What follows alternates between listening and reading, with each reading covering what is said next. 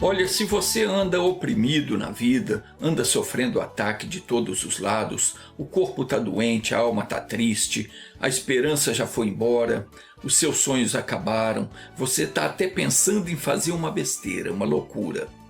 Busque a Deus. Diz aqui na Bíblia que o Senhor faz justiça a todos os oprimidos.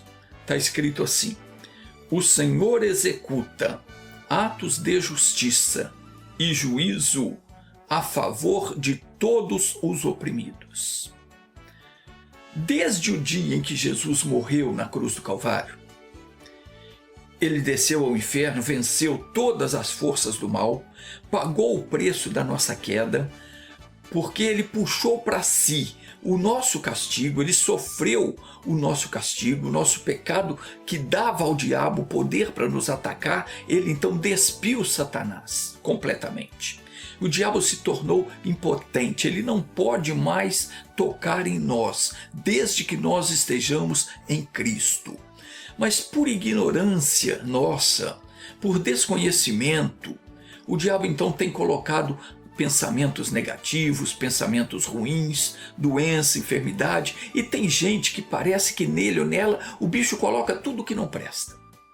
Mas Deus está mandando dizer para você hoje que ele faz justiça a todos os oprimidos. Não é só para alguns, é para todos. Jesus convidou dizendo: vinde a mim todos os que estáis cansados, oprimidos e sobrecarregados, e eu vos aliviarei. Então pega essa palavra e começa a orar a partir de hoje, entrando na presença de Deus, dizendo: Senhor, eu estou aqui para receber a minha justiça. E fale com Ele sobre a justiça que você quer que Ele faça. Mas não invente, Ele vai fazer aquilo que Ele prometeu na palavra. Você precisa conhecer a palavra, você precisa conhecer o que é que ele prometeu, aquilo que é o seu direito que Jesus conquistou na cruz do Calvário, e tudo aquilo que a palavra afirma, ele fará. Meu irmão, minha irmã, o dia em que ele não fizer justiça, ele deixou de ser Deus. Mas ele nunca deixará de ser Deus, e ele quer e vai fazer justiça na sua vida.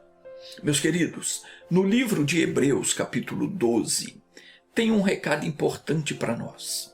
Diz o seguinte: portanto, nós também, pois que estamos rodeados de uma tão grande nuvem de testemunhas, deixemos todo o embaraço e o pecado que de perto nos rodeia, e corramos com paciência a carreira que nos está proposta, olhando para Jesus, autor e consumador da fé, o qual, pelo gozo que lhe estava proposto, suportou a cruz, desprezando a afronta, e assentou-se à destra do trono de Deus. Considerai, pois, aquele que suportou tais contradições dos pecadores contra si mesmo, para que não enfraqueçais, desfalecendo em vossos ânimos. Ainda não resististes até ao sangue, combatendo contra o pecado. Então, qual é o recado? O que é que nós temos que combater? Combater contra o pecado, contra os infortúnios da vida, contra qualquer mal que estiver nos afligindo. Então, está com problema? Está enfrentando uma luta? Combata. Não aceite a derrota. Tem pessoa que sofre calado, não é capaz de invocar a Deus, de buscar, de combater o mal com o poder de Deus. Você não pode desistir. 2 Timóteo capítulo 1, versículo 7 diz: porque Deus não nos deu o espírito de temor, mas de fortaleza, de amor e de moderação. Romanos capítulo 5 diz o seguinte: sendo, pois, justificados pela fé, temos paz com Deus, por nosso Senhor Jesus Cristo, pelo qual também temos entrada pela fé a esta graça, na qual estamos firmes e nos gloriamos na presença da glória de Deus. Então está dizendo aqui Preste bastante atenção. Está dizendo aqui que nós somos justificados pela fé em Jesus Cristo. O que é ser justificado? É ser isento de culpa, seja qual for o pecado que você tenha cometido. Quando você crê naquele que justifica, a saber, Jesus Cristo, você confessa o seu pecado, se arrepende dele, toma a decisão, eu não quero mais viver essa vida errada. Você é justificado pela fé. A justificação obtida pela fé, ela nos dá o poder para não sermos mais vencidos pelo mal em nenhuma batalha que nós enfrentarmos. O diabo não tem mais como tocar em você, não tem mais como ficar te afligindo, colocando em você os problemas dele, porque você já foi justificado, você não tem culpa diante de Deus, e Deus não permite mais que ele toque em você, porque ele é o acusador. A palavra Satanás significa adversário, acusador, aquele que está sempre diante de Deus falando, olha, o fulano fez assim, o fulano transgrediu a sua palavra, então eu quero permissão para tocar nele. E se você estiver no erro, Deus dá permissão, porque Deus deu a palavra para você obedecer. Então, se você não obedece, você transgrediu a palavra. Você pecou. Mas quando você se arrepende, vai até Jesus, confessa o teu erro e pede perdão, você é justificado, você é isento de qualquer culpa, porque Deus sabe que quem te levou a cometer o pecado foi o próprio Satanás, para depois te acusar diante dele. Então, se você se arrepende do erro, toma a decisão, eu não quero mais viver no erro, e confessa o teu pecado, Deus perdoa e te justifica. A partir daí, diante de qualquer situação, você pode entrar diante de Deus e reivindicar a sua vitória. E o Senhor cumpre aquilo que ele prometeu. Mas muita gente não tem fé para orar e obter a resposta. A pessoa fica calada, ela fica achando que ela não tem capacidade de se aproximar de Deus e que Deus não vai ouvir a oração dela, que Deus não vai atender. Ela se acha alguém inferior. Meu irmãozinho, minha irmãzinha, Deus não criou ninguém inferior. Eu não sou melhor do que você, você não é melhor do que eu. Nós somos iguais. Fomos todos criados da mesma maneira. A diferença está em obedecer a palavra ou não obedecer. Então, esquece esse conceito de religioso, de que só o padre, só o pastor pode entrar diante de Deus. Antigamente era assim. Quando eu digo antigamente, eu estou dizendo antes de Jesus vir ao mundo. Isso lá desde os tempos de Moisés, só o sumo sacerdote podia entrar no Santo dos Santos, isso é, se colocar na presença de Deus para oferecer o incenso, as libações e interceder pelo povo. Mas com a vinda de Jesus, ou melhor, com a morte de Jesus e a ressurreição dele, tudo mudou. O véu do templo foi rasgado, ou seja, aquela parede que separava o homem de Deus foi eliminada completamente. Hoje qualquer um de nós temos esse direito de entrarmos na presença do Senhor onde e quando nós quisermos, e nós sempre seremos recebidos por Ele, porque nós fomos lavados no sangue de Jesus. Agora ninguém pode dizer, nenhum anjo nem demônio pode dizer que você não podemos nos aproximar do trono de Deus. Como é que eu não posso se eu fui justificado? Se eu fui inocentado, se a minha ficha foi limpa, se os meus pecados foram todos colocados sobre Jesus e ele os levou sobre si, pagou por eles com a própria vida. Claro que posso, claro que você pode. Tudo é pela fé. No versículo 8 de Romanos, capítulo 5, o apóstolo Paulo diz, mas Deus prova o seu amor para conosco em que Cristo morreu por nós, sendo nós ainda pecadores. Se quando a gente vivia na sujeira do pecado, preste atenção nisso, quando a gente vivia na sujeira do pecado, Deus nos considerou dignos do seu amor, tanto que ele deu o seu filho para morrer por nós, o que mais ele não fará por nós agora, meu irmão, que nós já fomos resgatados da imundícia do pecado pelo seu filho amado. Hoje só vive sob o domínio do pecado aquela pessoa que quer, Aquele bobinho que se entrega por alguns minutos de prazer e perde a salvação. Meu querido, se você ainda não se converteu, o que é converter? É deixar o caminho errado e tomar rumo certo na vida. Se você ainda não confessou os seus pecados, se ainda tem coisa que você não falou com Deus, não se livrou, não se libertou daquilo, peça perdão agora, confesse a Deus, deixe o caminho errado e carimbe o seu passaporte para o céu. É preciso que cada pessoa acorde. Se você anda tropeçando na vida, uma hora você está bem, outra hora você comete um deslize, se acerte com Deus e não deixe mais o diabo te enganar, porque você está perdendo muitas bênçãos e vai para a perdição se continuar assim. Deus quer manter você livre de Satanás, ao passo que o diabo quer manter você longe da graça de Deus, para poder te acusar e descontar em você todo o rancor, toda a raiva que ele tem. Meu querido, minha querida, não deixe que ele tire a sua paz. Qualquer coisa que esteja acontecendo com você, que impeça você de ser uma pessoa feliz, realizada na vida, deve ser levada diante de Deus em oração, porque Jesus disse: pedi e dar-se-vos-á, buscai e achareis, batei e abre-se-vos-á. Todo aquele que pede recebe, quem busca acha, e ao que bate se abre a porta. E Jesus falou mais, ele disse: qual dentre vós é o homem que, se um filho lhe pedir pão, lhe dará uma pedra? Ou se lhe pedir peixe, lhe dará uma serpente? Se vós, sendo maus, sabeis dar boas dádivas aos vossos filhos, quanto mais o Pai Celestial dará boas coisas àqueles que lhe pedirem. Lá no livro de Samuel tem um fato que eu gostaria de estudar com você, para você ver como Deus atende quando a pessoa luta pela justiça. Deus executa atos de justiça.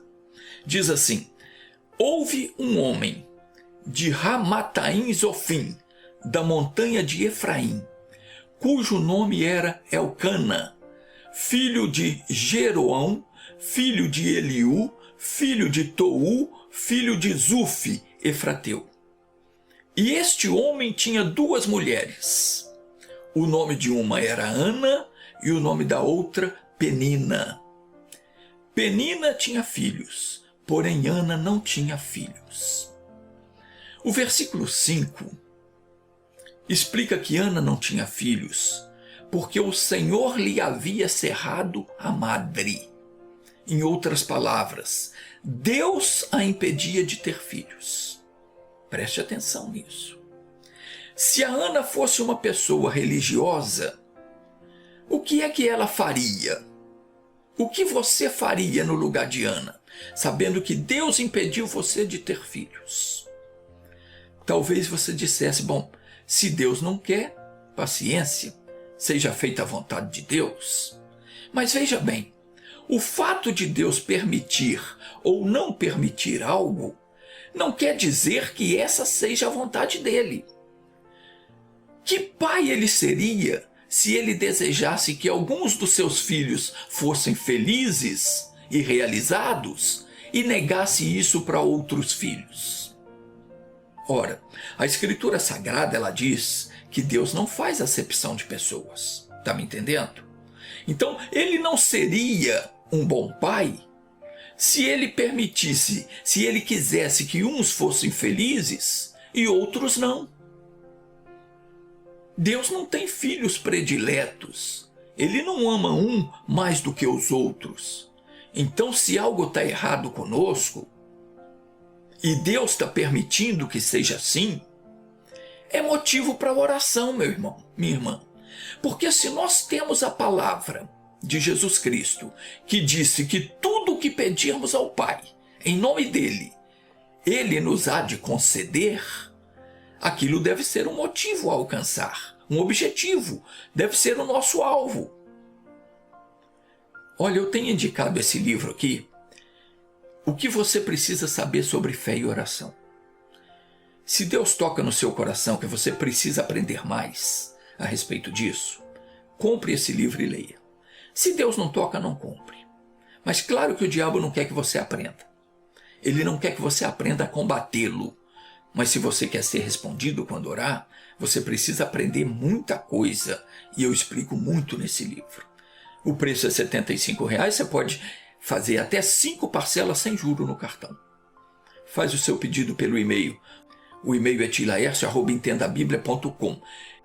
Meu querido, ainda que seja muito grande a luta para conseguir aquilo que nós não estamos conseguindo, mas que a palavra de Deus diz que nós podemos conseguir, ainda que a luta seja grande, nós temos que pegar firme na palavra. Claro que primeiro nós temos que nos examinar, ver se o nosso comportamento não está dando brecha para o inimigo atuar em nós, porque se houver pecado nós temos que confessar, temos que buscar o perdão para fechar a porta para o inimigo. Então, feito isso, vamos buscar a promessa de Deus para a nossa vida, porque senão a vida passa, nós não vamos nos realizar, não vamos ser felizes e não vamos estar glorificando o nome do nosso Deus. Então, nós temos que colocar como objetivo principal: eu vou obter a vitória, eu vou conseguir essa graça. Veja o que é que você precisa e entre em batalha espiritual, mas é batalha, é luta diária, até você conseguir. Veja o que a Ana fez. Deus não havia permitido que ela tivesse filhos. No versículo 6 diz assim: e a sua rival, quer dizer, a outra mulher do marido dela, excessivamente a irritava para a embravecer, porquanto o Senhor lhe tinha cerrado a madre. E assim fazia de ano em ano, quando ela subia à casa do Senhor. Assim a outra a irritava, pelo que chorava e não comia. Então veja bem, a luta de Ana não foi num dia, não foi uma semana, um mês. Era de ano em ano, aqui não fala quantos anos, mas ela estava ali. Então, atenta para uma coisa, diz que ela ficava tão irritada que ela chorava e não comia. Veja bem, chorar não vai adiantar. Ficar sem comer também não adianta. Você tem que tomar uma posição e não fique esperando o dia que Deus quiser e vai me dar, não. Não tem esse negócio. Você vai passar pela vida sem ter nada se você continuar assim. Você tem que ver qual é o problema. Onde é que está a dor que está batendo? Onde é que é a necessidade? Meu irmãozinho, minha irmãzinha, diante de Deus você vai resolver o seu caso. Qual é o problema? Não fique esperando um dia que tudo vai se resolver, se Deus quiser. Não, se você não buscar, se você não lutar, não arregaçar as mangas e decidir eu vou conseguir, a vida passa e você não se realiza. A Ana tomou uma decisão. Ela entrou no templo do Senhor, ela estava cansada já de chorar todo ano. Ela tomou uma decisão, entrou no templo do Senhor, diz aqui no versículo 10, ela, pois, com amargura de alma, orou ao Senhor e chorou abundantemente diante de Deus. Meu irmãozinho, minha irmãzinha, quem está com amargura de alma não precisa de conselho de ninguém, precisa orar. O dia que você estiver amargurado, amargurada, você precisa se abrir com Deus. Se o inimigo está rindo na sua cara, está dizendo que vai acabar com você, ore, coloque os fatos diante de Deus. A Ana, com amargura de alma, orou ao Senhor e chorou abundantemente. E sucedeu que, perseverando ela em orar perante o Senhor, Eli fez atenção à sua boca, porquanto Ana no seu coração falava, e só se moviam os seus lábios, porém não se ouvia a sua voz. Pelo que Eli era o sacerdote que ministrava ali na casa de Deus. Então Eli a teve por embriagada. Ele pensou, essa mulher está cheia de pinga. Essa mulher tomou um goró arretado. Está falando e chorando e ninguém ouve nada. Ela fala muito e não diz nada. Mas aí o Eli foi lá até ela e falou, até quando você vai estar embriagada? Aparta de ti esse vinho, Porém a Ana respondeu e disse: não, senhor meu, eu sou uma mulher atribulada de espírito. Nem vinho nem bebida forte eu tenho bebido, porém eu tenho derramado a minha alma perante o Senhor. Não tenhas, pois, a tua serva por filha de Belial, porque da multidão dos meus cuidados e do meu desgosto tenho falado até agora.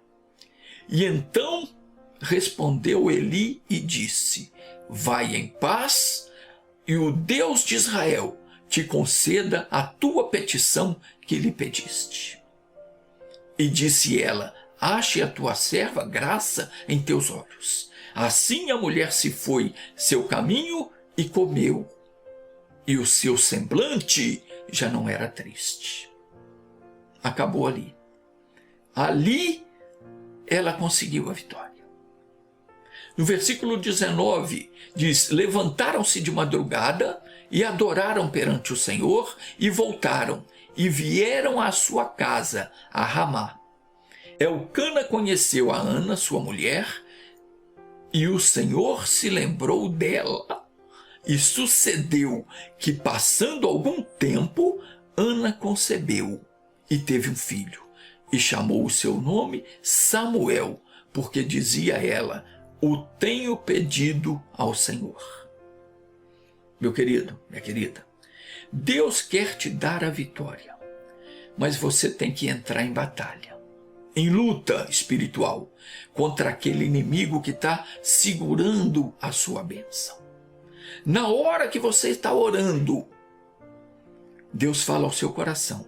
Você vai se abrindo com Deus, vai falando sobre o seu problema e Ele te faz lembrar de algo que possa estar impedindo você de ser abençoado, abençoada. Ele te faz ver aquele empecilho que pode ser um pecado, ou talvez uma mania que você tem de julgar os outros, ou um problema que você tem escondido, que você nem se lembra mais. Naquela hora, aquilo volta à tona. E você remove aquele problema, você tira aquilo, se livra daquilo, resolve a situação. Se tem alguma coisa que incomoda, quando a gente entra em batalha, Deus mostra. Mostra o que está atrapalhando. Quando o sacerdote Eli, ele entendeu que a Ana disse para ele que o problema dela não era bebida, mas sim amargura de espírito, então ele abençoou ela e disse: vai em paz e Deus vai lhe dar essa graça. E a graça veio. O Samuel nasceu e a Ana foi honrada, foi recompensada pela sua oração. Qual é a sua desonra? Que desonra está sobre a sua vida? Em que setor da sua vida o diabo está levantando a bandeira e dizendo: eu venci você, eu te derrotei? Veja onde é que o bicho está atuando na sua vida. E lute. Batalhe contra ele, entre em combate espiritual, ainda que dure anos, Deus vai te dar a vitória. Jesus falou que rapidamente, sem demora, Deus iria abençoar. Então ore, porque Deus vai te honrar. Essa esterilidade espiritual, esse mal que impede você de sobressair na vida, você não consegue conquistar o que é seu, isso vai acabar e você vai ser uma pessoa vitoriosa. Vamos orar agora? Pai, muitos estavam precisando ouvir essa mensagem hoje.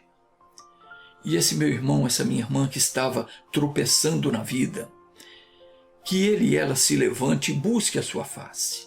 Porque, Pai, nós temos acesso à tua graça, nós fomos justificados, não há nada mais que nos impeça de estarmos diante de ti.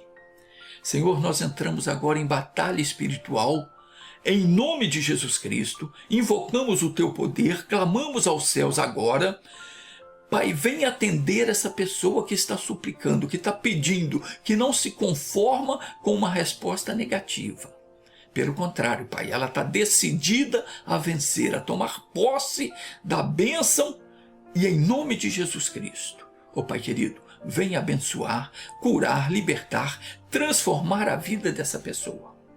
Em nome de Jesus eu quebro o poder do diabo que mantém essa pessoa presa. Eu digo: está desfeito esse mal, eu dou a bênção para essa pessoa e faço isso para a tua glória, em o nome de Jesus Cristo.